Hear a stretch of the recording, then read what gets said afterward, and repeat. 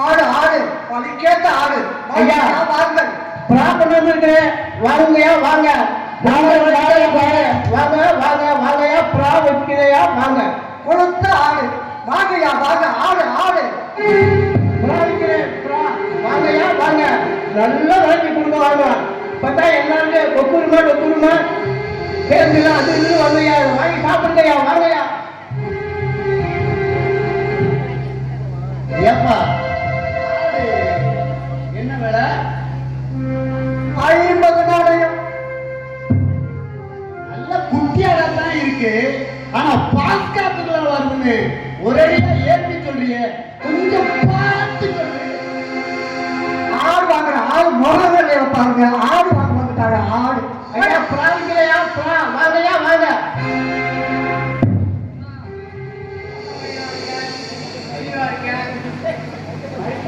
என்ன வேலை பாக்குறா? 5 நாணயங்கள்யா.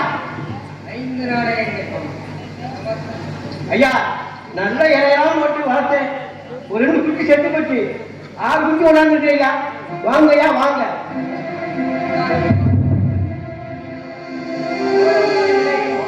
ஹலோ 5 நாணயங்கள்.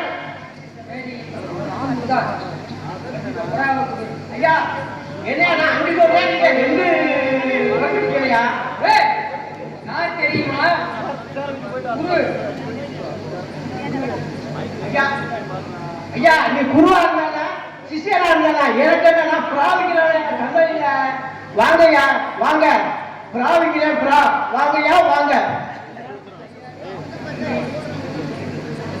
குரு வாங்கின பொருளை திருப்பி கொடுக்க மாட்டேன். சரியா? இந்தா புறா. சரி ஓ. ஐயா நீங்க என்னையா நாங்க வித்து பழைக்கிறாங்க ஐயா. நீங்க கோயில்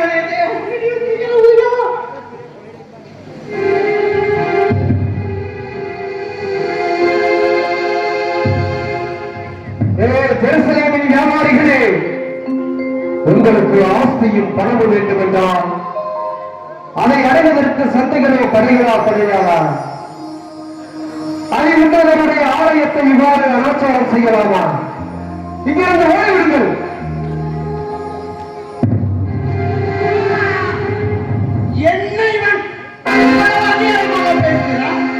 நமக்கு இளைஞர் மன்றமே வந்திருக்கான். எங்களை தடுக்க நீயா?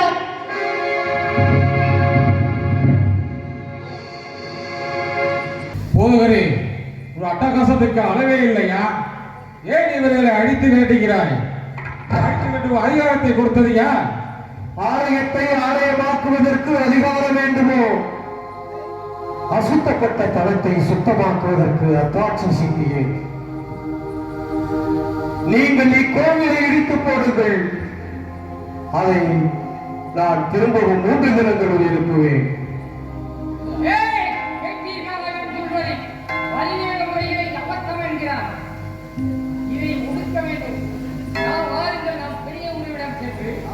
சரியான முறையை கையாளுவோம்.